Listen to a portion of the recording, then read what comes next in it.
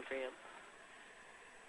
Today's webinar is titled Linking Sustainability and Watershed Planning. With an increased emphasis on sustainable planning in communities throughout the country, we thought it would be a good idea to explore linkages between these efforts.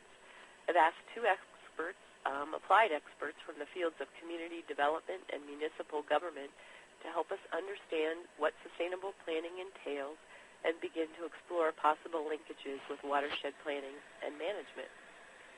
Since all attendees are in listen-only mode, if you have a question, please use the chat box located in the lower right-hand corner of your screen.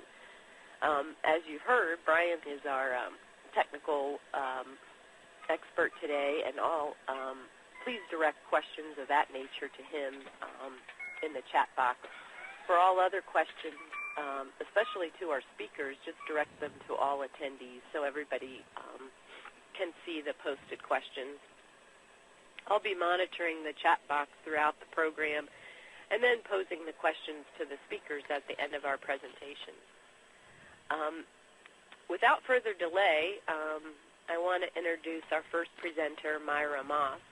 Myra is an extension educator in community development with The Ohio State University.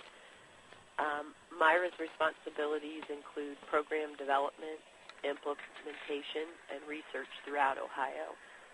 Her areas of specialization include sustainable community planning and development, energy, and entrepreneurship.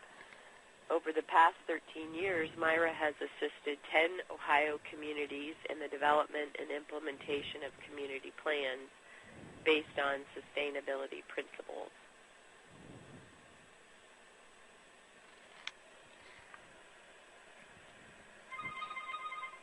Hey, Ann, I'm going to make Myra the presenter, then I think Janet's calling me, so I would just say go ahead with Myra for now.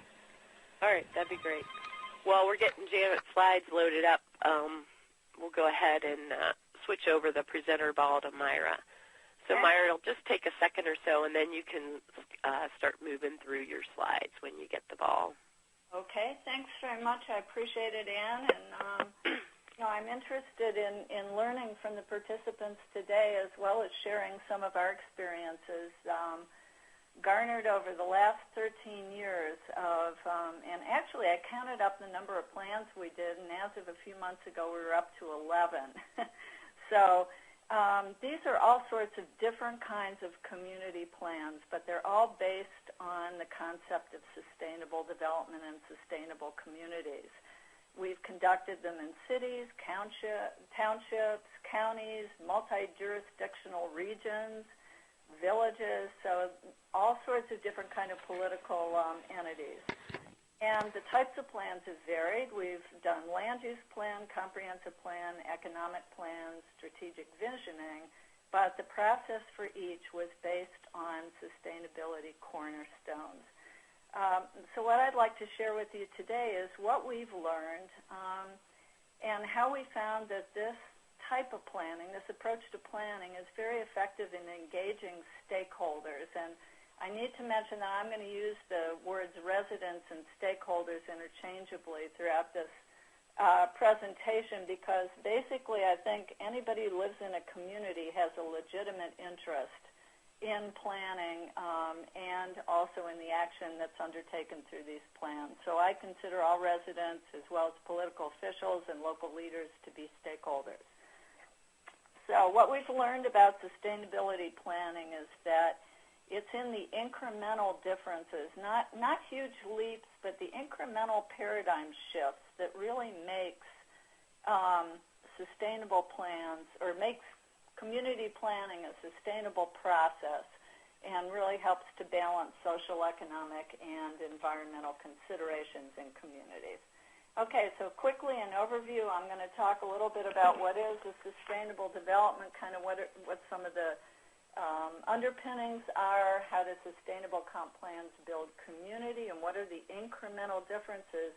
And then also I'm going to focus on one we did in Kent, Ohio, which I think hopefully the attendees will find interesting. Hey, Myra, just 1 second. I want to make sure. Brian, can you let us see Myra's slides? Uh-oh.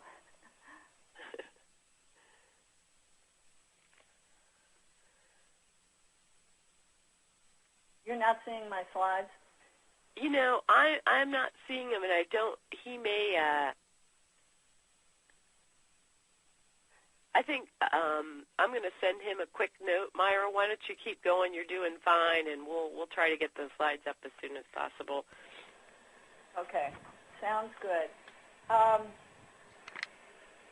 Okay, two definitions of sustainable development, and I'll read these since they might not be up on the screen. And one is Brundtland Commission. It's the most often used, developed in 1987, and really kind of kicked off the whole worldwide concept of sustainable development. And it basically says sustainable development is development which meets the needs of the present without compromising the ability of future generations to meet their own needs. And another definition, which I like, developed by a colleague, Maria from OSU, is a dynamic process in which communities anticipate and accommodate needs of the future generations in ways that reproduce and balance, linking social, economic, and ecological systems, and link local actions to global concerns. A little bit longer, but basically what these both say is that there's key elements to sustainability, and that is that they're intergenerational, that the impact of today's actions needs to be considered in light of future generations. It balances social, economic, environmental needs in community, and it thinks beyond community boundaries, which raises the important issue of regionality. Can you see them yet? No. I think, I think we might be having some type of technical glitch, but I would just keep going. We can hear you fine. Okay. There are 4 cornerstones to sustainability. And these are, first one is interconnected and balanced. What that means is that sustainability interconnects and balances economic, social, and environmental sectors of community. In order to be sustainable, it must interconnect and balance all 3 of those. The second one is it's long-term. The third one is it's inclusionary, which means involving basically everyone, all stakeholders in the community is how we interpret it with our planning process. And then the last one is that it's multidimensional, which goes back to number 1. The multidimensionality to a sustainable plan is what assures that the plan will, in fact, interconnect and balance economy, society, and environment. Okay, so 2 concepts of community that I thought I'd start out with kind of laying a little bit of groundwork about what kinds of things we're dealing with when we work with community planning, which many of you know. The first one is there's 2 types of community, and that is community of place, which we oftentimes think of. That's our city, our neighborhood, our county, our school district. It's usually bounded by some kind of geographic, physical boundary. So that's community of place. But within that community of place, there are also multiple communities of interest. And communities of interest are where people come together because of shared interests or passions or concerns.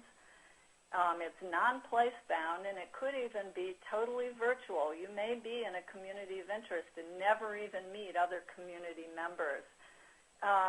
But it greatly influences stakeholders' perspectives and their impact on community planning. Examples of community of interest could be Audubon Society, Little League organizations, maybe Chamber of Commerce.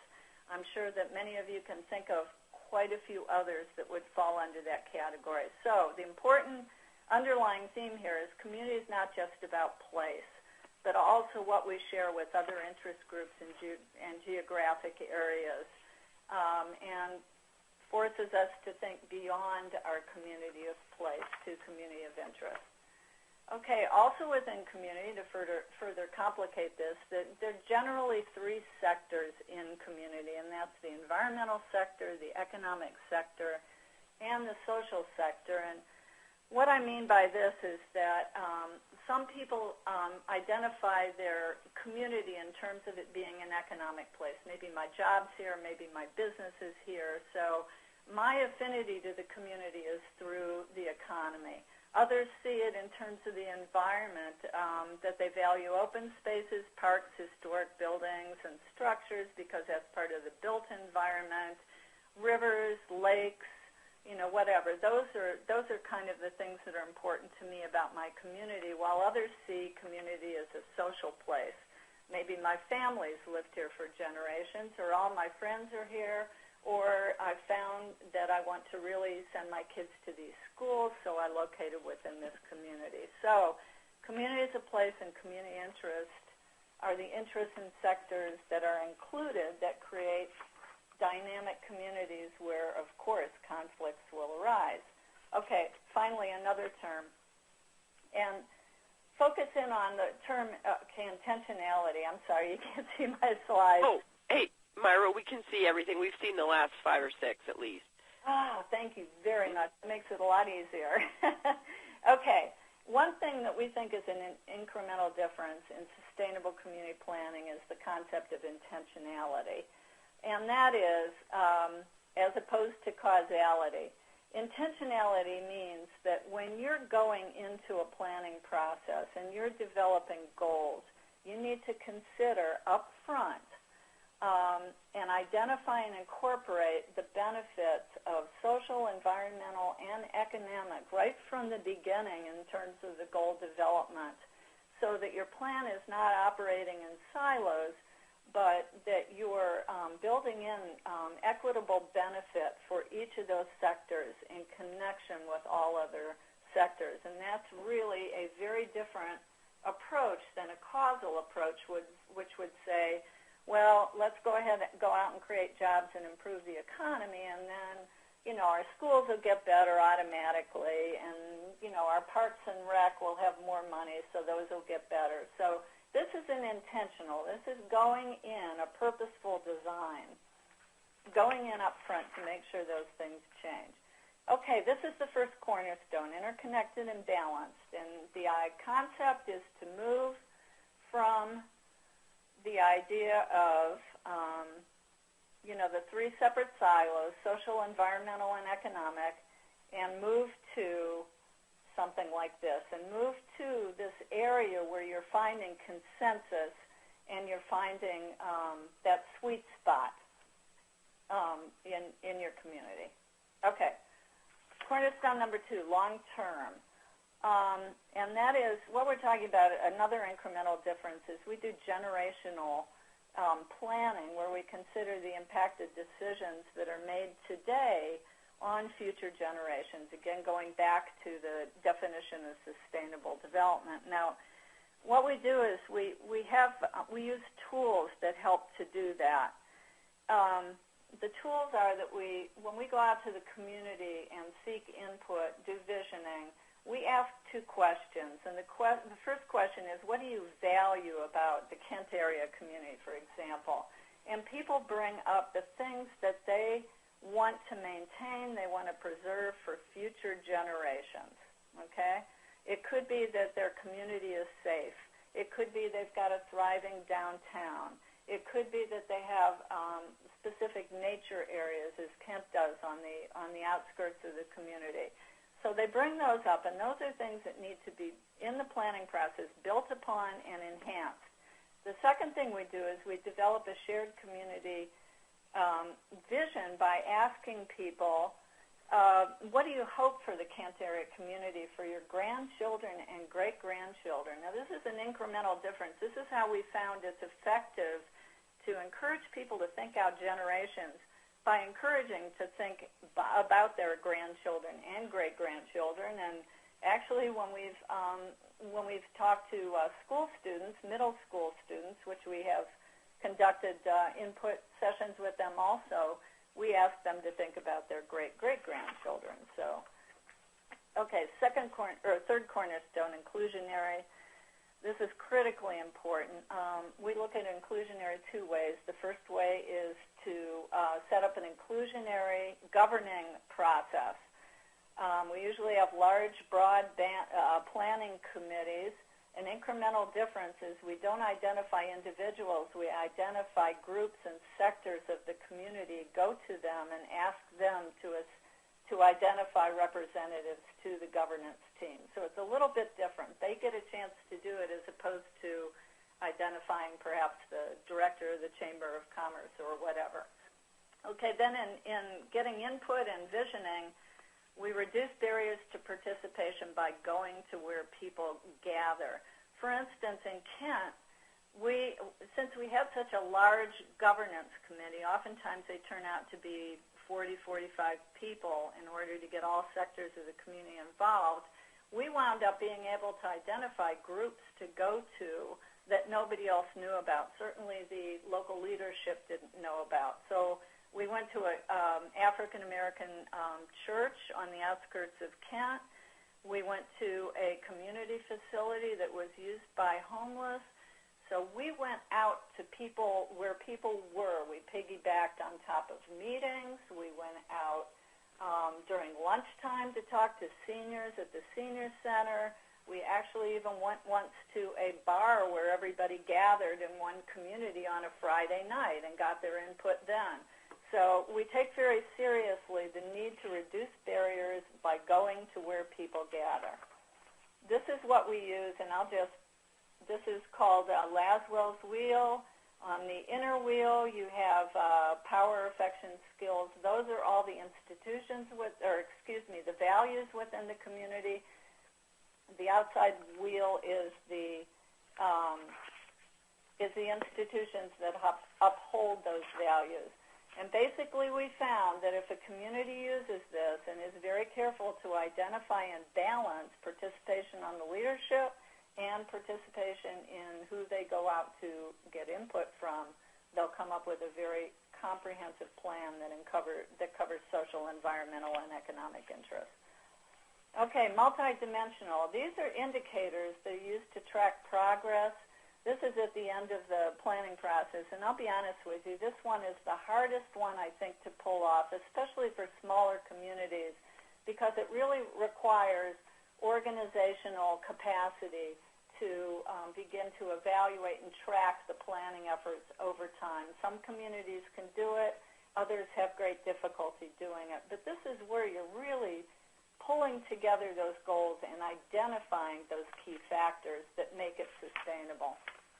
Okay, here's Kent, and we did a sustainable plan called the Kent Bicentennial Plan, and it was a very successful sustainable plan. At this point in time, 5 years later, they've implemented most of their activities that they originally anticipated.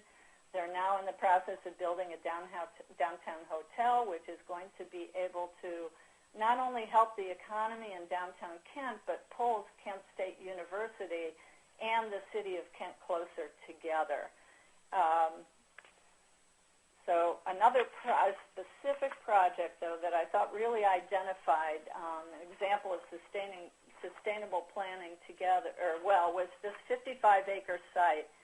This site, and can you see my cursor on this? Oh, well. At the south part of the site, south of the site is called the Kent Bog, and it's a state nature preserve. It's one of the most intact bogs in Ohio and largest stand of tamarack trees in the continental United States, and a real treasure for the community. This site is the only site that was available for development, economic development within the city. It's privately owned, 55 acres. The city put it to community vote to find out what should we do with this site. And the results were that 1/3 of the residents said don't touch it, 1/3 said use it for economic development purposes, and the other third said develop it as a community recreation area. So there was no consensus whatsoever. So when we came in with a comprehensive plan, we held a number of community sessions, visioning sessions, where we made sure everybody who had an interest in this and the community, residents at large, attended. and were able to talk about the future of what they wanted for this site. The first vision session, you can imagine, was dicey, but then we kept working at it and kept getting the vision of what they thought this could be. And what we wound up with was a site that includes mixed use, residential, retail, and preserves 20 acres at the bottom of the site that drains directly into the nature preserve so that there would be no negative impact. So what we did was, through this project, we're able to balance social, environmental, and economic, and interconnect all three of those sectors through this plan. We got people together. For the first time, the economic community was talking to the environmental community. So it became a really successful project. This is just kind of an overview of what we did in Kent. This is the Kent Bog I was just talking about, and you can see where the environmental benefits, the social benefits, and the economic benefits were created to, to bring about that sustainability. So how does sustainability help watershed planning? Looking at the four cornerstones, hopefully these are some techniques or tools you might be able to think about or might be able to use, those incremental differences in your own communities when you are looking at watershed planning.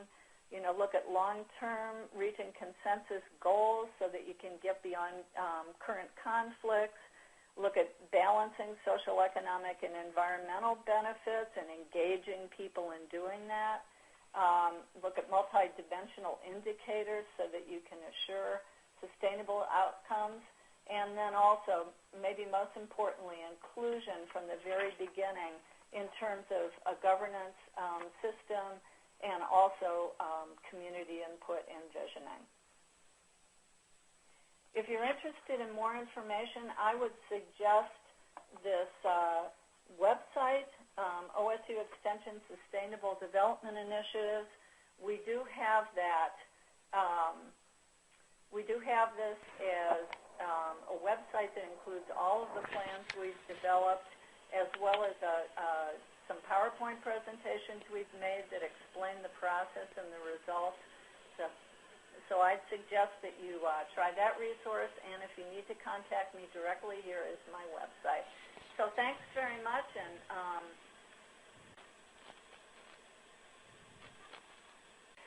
hello, everyone. I think we're ready to rock and roll. I'm going to take a slightly different tact. Being in Chicago, watershed planning isn't so much the issue as sewer shed planning. We do have a combined sewer system, so we don't have quite the same direct connection. Obviously, we do have rivers and lakes, however, and we definitely do have an impact on those. And the other thing, of course, that we have is basement flooding. So I'm going to talk about it from a slightly different perspective. Just to sort of set the scene, in Chicago we have something called the Chicago Climate Action Plan. It consists of 5 overall strategies to basically reduce our carbon emissions by 2020 to be 25% below Kyoto Protocol. You can see from that graph there that we're making progress, but you can also see that we have a long way to go. But we have developed 254 performance measures that we get tracked on an annual basis to help us reach that goal. And obviously, with the plan being announced, I think it was in 2009, we are definitely going through sort of a learning curve period.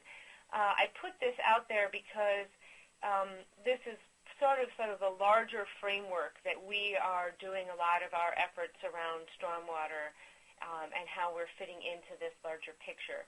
You can't always make the direct connection between carbon and water, although you often can, especially when you have a combined system and everything goes into a deep tunnel and has to be pumped up to be cleaned. But you also have what's labeled here as preparation. I think the word that people use more these days is adaptation. So as part of the Chicago Climate Action Plan, we did do a study of our climate. We really tried to scale down the global climate models to our region. Obviously, you can't do it to the city, but you can do it to the region. I know several cities have done this now, but I think we were one of the first at the time, and to really get a handle on what we expected to see and what we were going to need to do about it. And certainly, we did what was a lower emission and a higher emission scenario. So basically, the higher emission was business as usual. And if we don't change anything the way we're going, and a lower emission, I think, is if we were able to cut emissions by about 20%. And we looked at those two different scenarios and what the impact would be on the weather. And one of the things that we definitely saw was an impact on precipitation. And of course, as others I think around the country have often experienced, we're already seeing a lot of this weather happening. We're getting a lot more rain concentrated in a shorter season.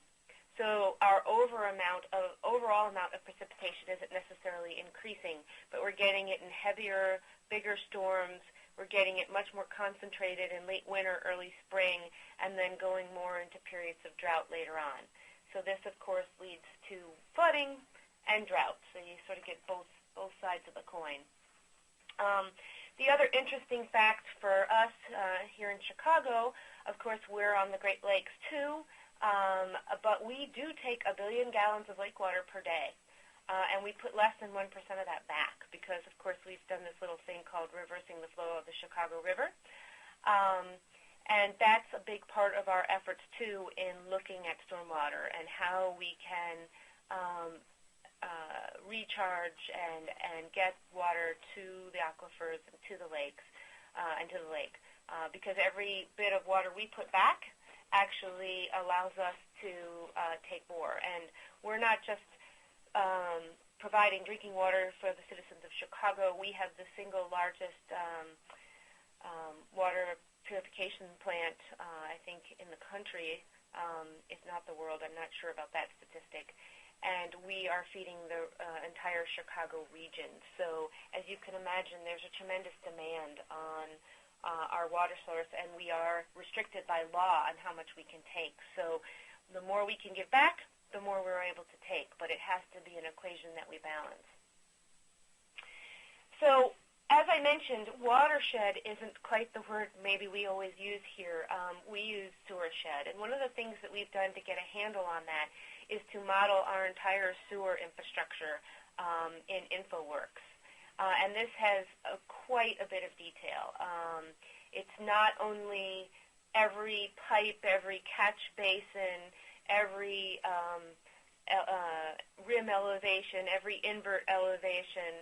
It's the MWRD's deep tunnel system, which our tunnel system dumps into, but it's also all the surface characteristics. So where do we have roofs? Where do we have concrete? Where do we have green roofs? Where do we have permeable surfaces? And then the ability to actually manipulate those criteria so that we can see what would happen is if we could change the dynamic of impervious to pervious. So this next slide just is a quick caption shot of what that sort of looks like if we were to 25% removal of impervious area. So change 25% of our impervious to pervious. This sort of shows you sort of where we have basement flooding currently, and then the kinds of improvements that we would expect to see if we were able to do that. So we can do those sort of analysis. And, of course, this is also true for CSOs. I think that this slide I just like to show because it in combination with what I talked about, it's sort of how we think of our green infrastructure. We have a certain storm event curve today with certain intensities and frequencies.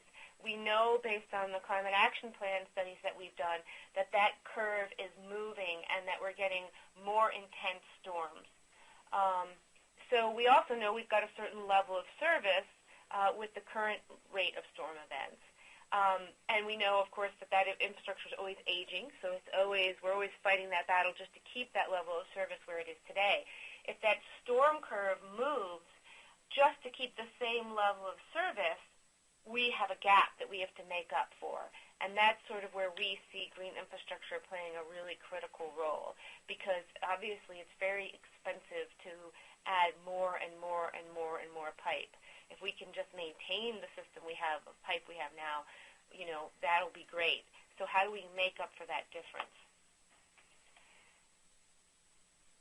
And we sort of, for me, being in the Department of Transportation here in Chicago, of course, I'm very focused on sort of the roads and the roadway infrastructure, which represents almost 25% of our land area here in Chicago. It's pretty much all impervious, so it's definitely a place where we can have a big impact.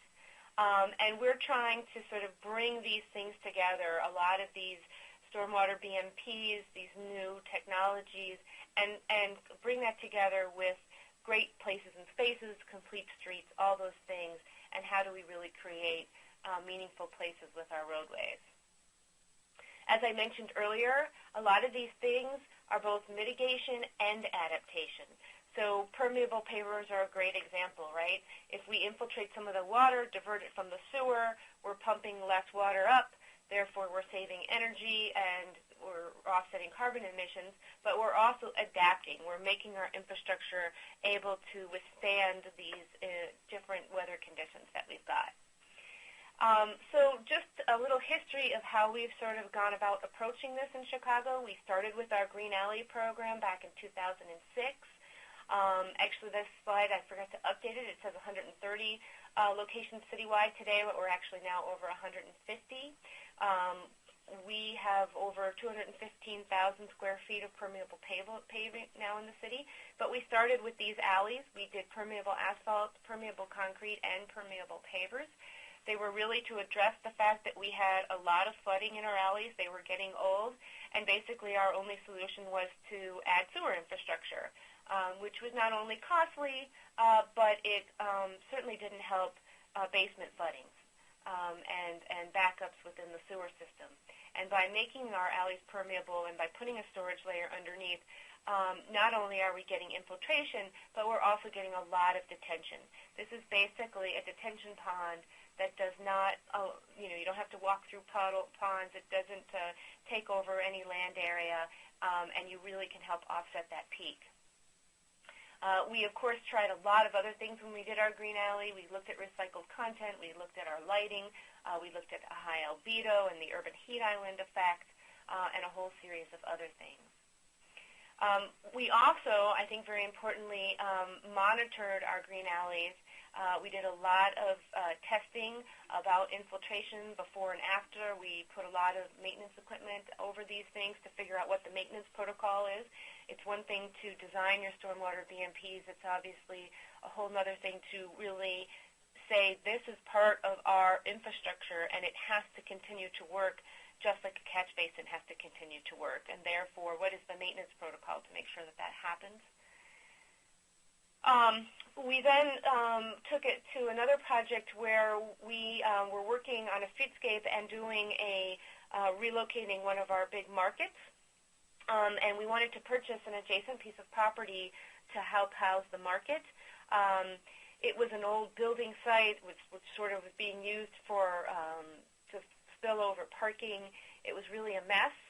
It actually was also a brownfield site. This is a big issue when you're working in urban areas with stormwater. But it did have good infiltration. So we did remediate the site. We had to remove some hot spots.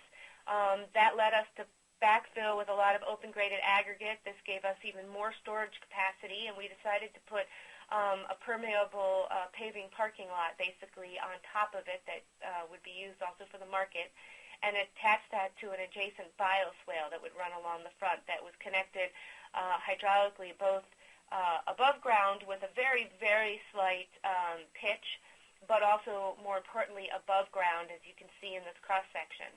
There was a section up against our freeway is actually just on the other side of this, and there was a section that had to remain asphalt because our State Department of Transportation needed access.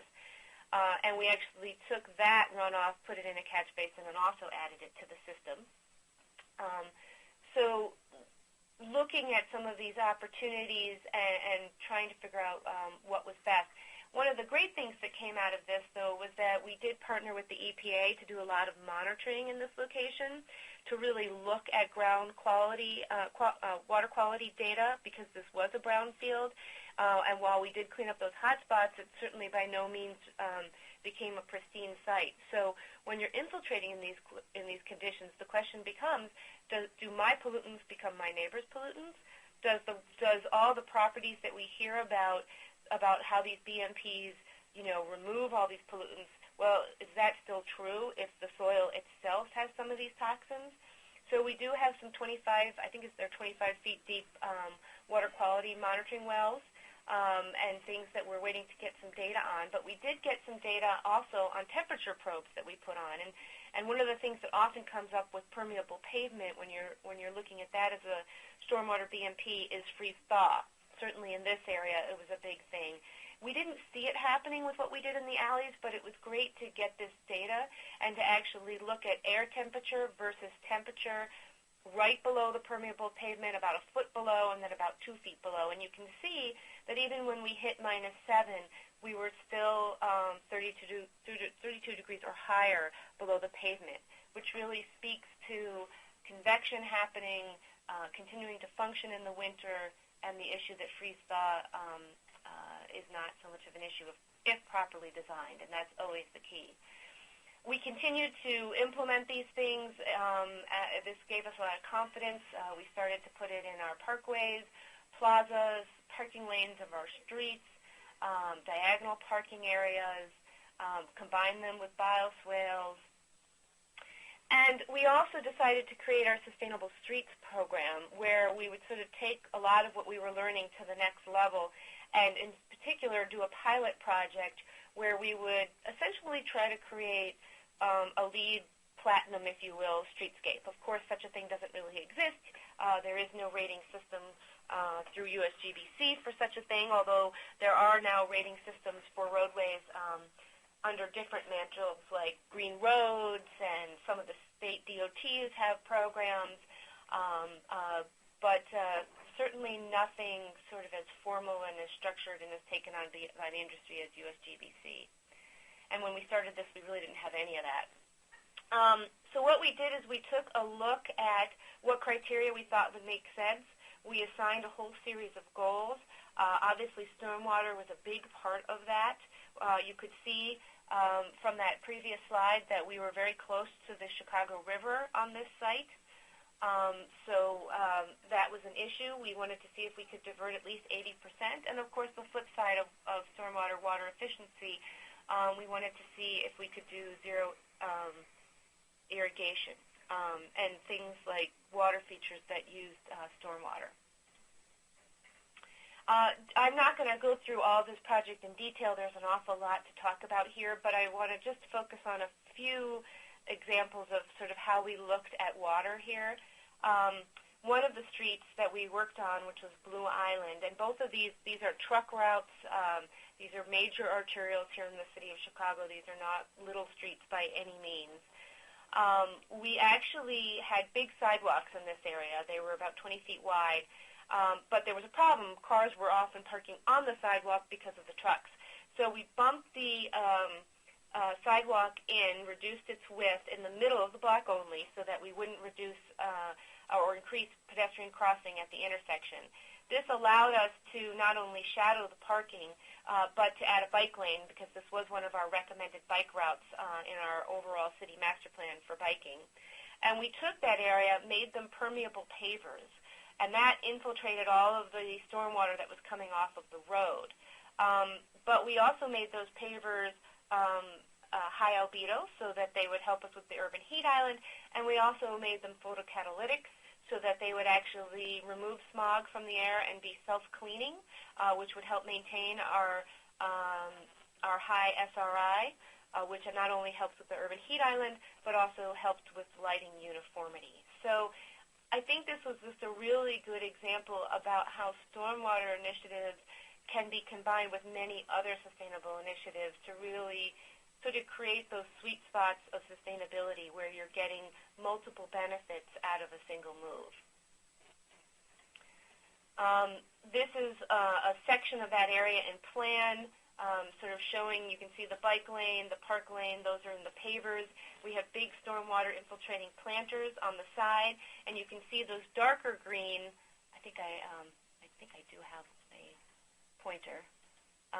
The darker green planters there actually stay bumped out following the flow line, so in case we do have any clogging, that the water can run into those planters and still access all the storage underneath.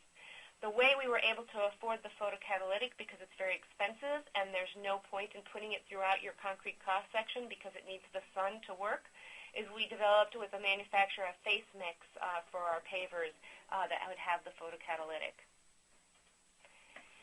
These are some pictures. We are under construction, so you can see those pavers going in. You can see the storage bed going in, the adjacent planters that are also infiltrating and have native plants, and you can see there one of the existing conditions. Another place where we sort of took advantage of our stormwater initiative and tried to receive multiple benefits, adjacent to the site we had an existing high school that was putting in an addition. That's the big sort of creamy orange building that you see there. The sort of little slice is the original building off to your left. They were going to close some public right-of-way, put a plaza in between, and because there were utilities there, they couldn't put the building there, but they were putting a classroom-sized bridge connecting the two buildings together.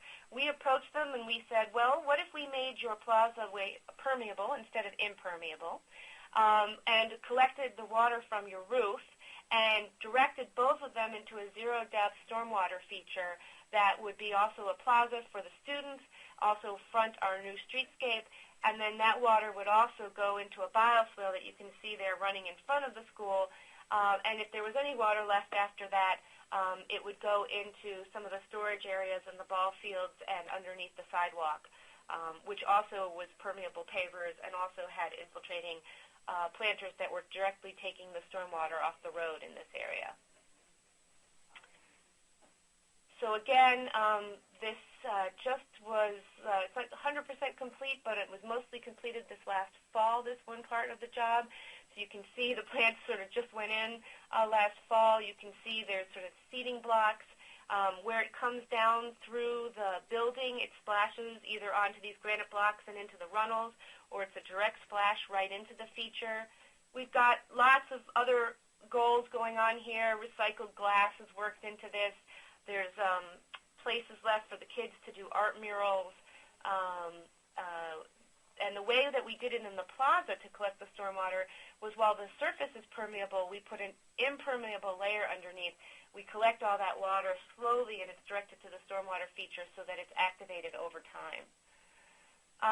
The other important part of this project, which I think is just so important when you're really looking at your end goals, whether it's to protect the stream, whether it's to, prevent CSOs, whatever it is to really understand, are these things working the way you expected them to work?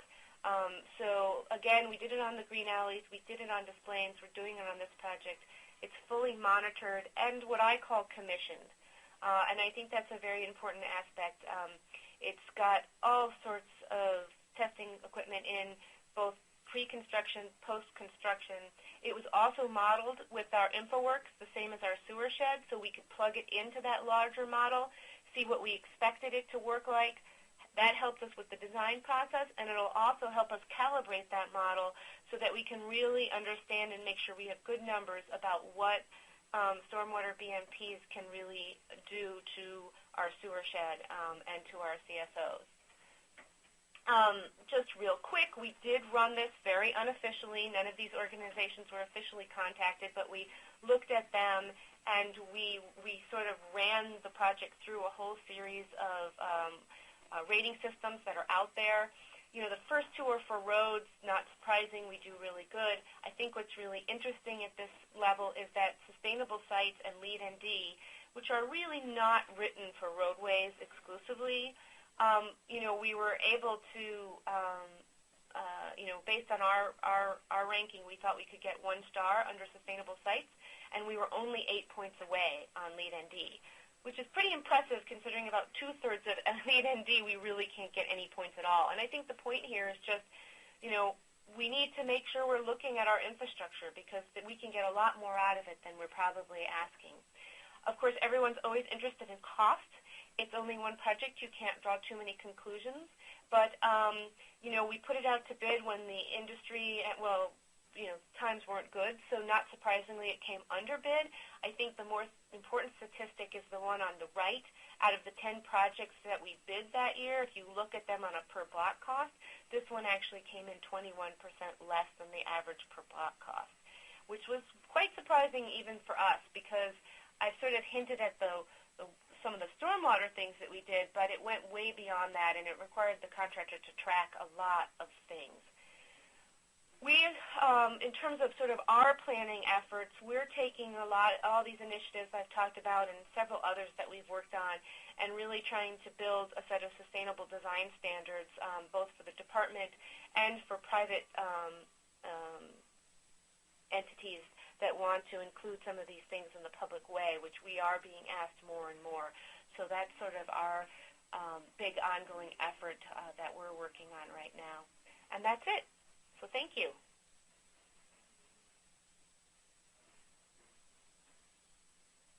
Well, thanks, Janet and Myra. I really appreciate both the presentations. I think it's going to spur a lot of questions on about these linkages, so we'll jump right into those. I think we'll just go ahead and start with a question for you, Myra. Someone asked a specific process or planning question, and they said, when you pose changes to planning to community leaders, is it better to do so in this interconnected fashion, as you mentioned, or do you focus on specific benefits? For example, oftentimes certain sectors focus solely on inter-economic, and how do you overcome these barriers? Okay, can you hear me? Yeah. Great. Actually, what we do is both. The way our plans are developed is they are usually, not usually, they're authorized by the local leadership, elected officials, but then they oftentimes take a hands-off position and let the community develop the plan because it truly is a bottom-up plan. In terms of posing the original intent of the plan, oftentimes we go in when the community leadership is facing some challenges. Okay, there might be a conflict in the community. There might be something that they're not exactly sure how to solve.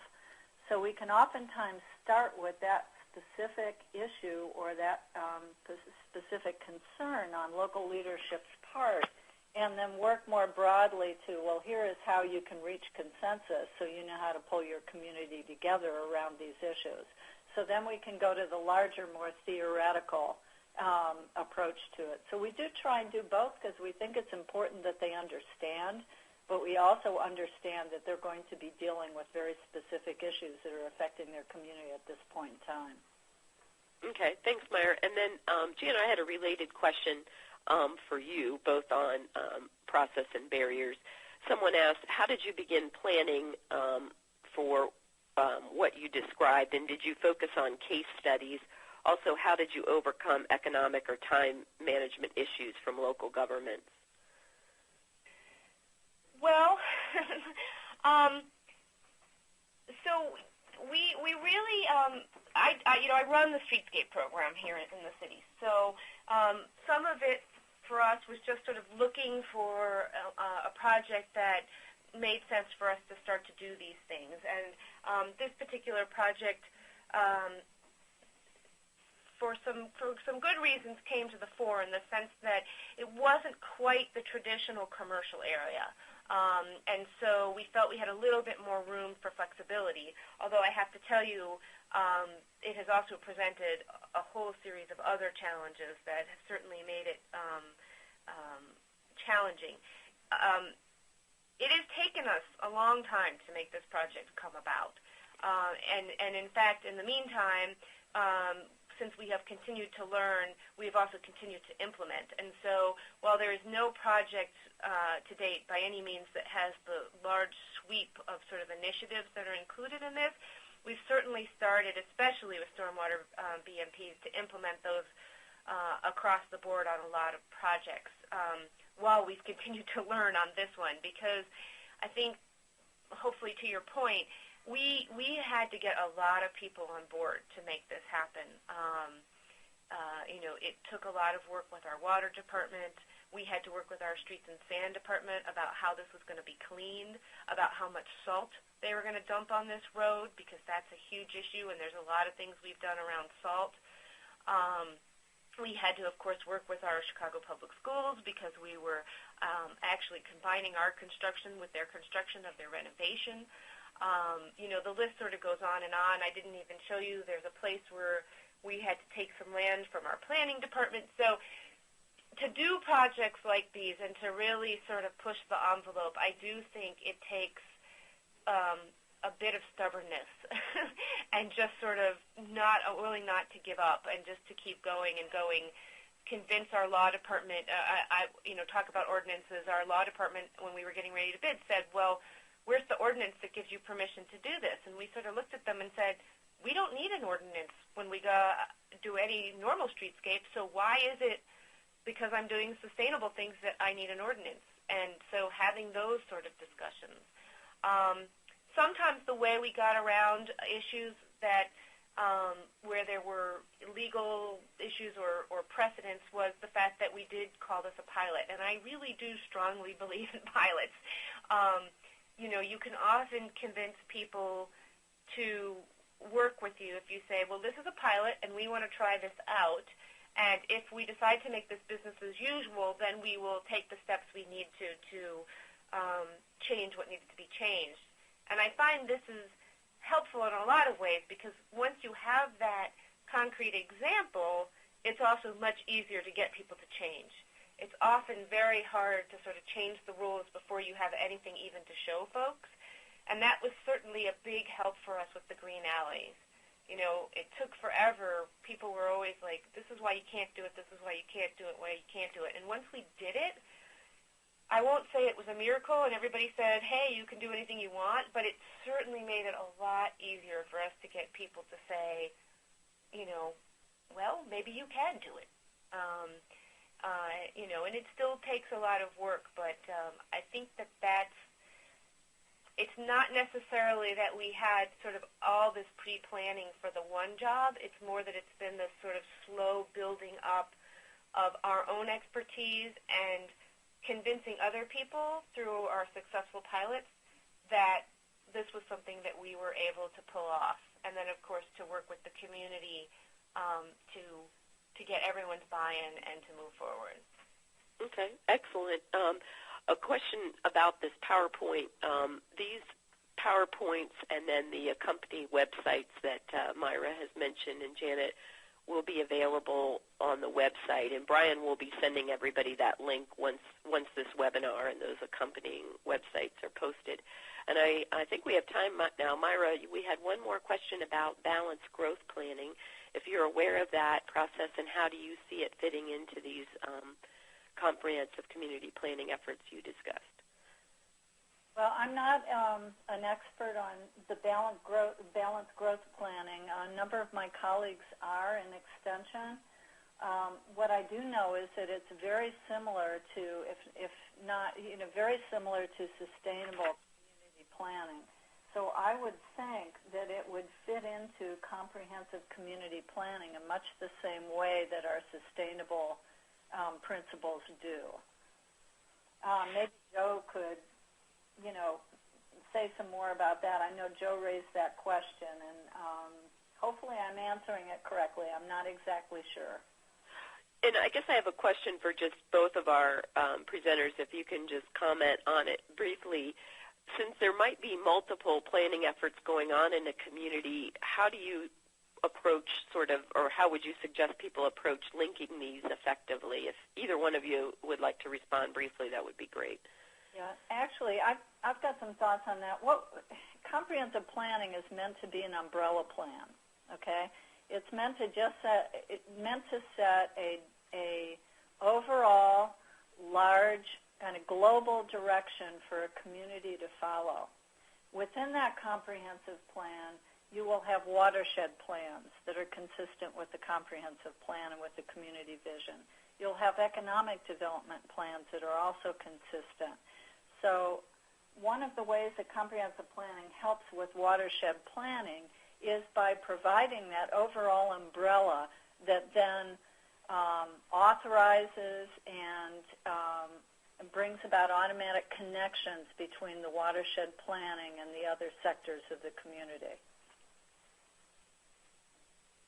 Yeah, and I guess I would just add that I do think that it is a challenge sometimes because you can have a lot of plans out there, but are people paying attention to them? Are they following them? There's the hot new topic of livability is out there, and I was having a discussion with someone, and they said, well, isn't that really just comprehensive planning? And of course, to a certain extent, that is true, although I do think it sort of tries to focus a lot of these efforts a little bit more laser-like around certain issues. And I think it's sort of interesting to look at what role sort of sustainability plays within that. Some people use those words interchangeably, but not everyone does. And I do think I'm sort of much more on the, get the project done side than I am on the sort of comprehensive plan side.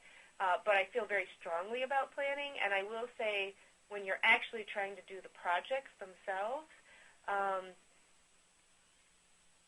it's a challenge to get those plans to be engaged sometimes and to really get all the players that you need to come to the table to actually get those things, all those various plans that are out there, fully implemented into the physical reality of the projects that are on the ground.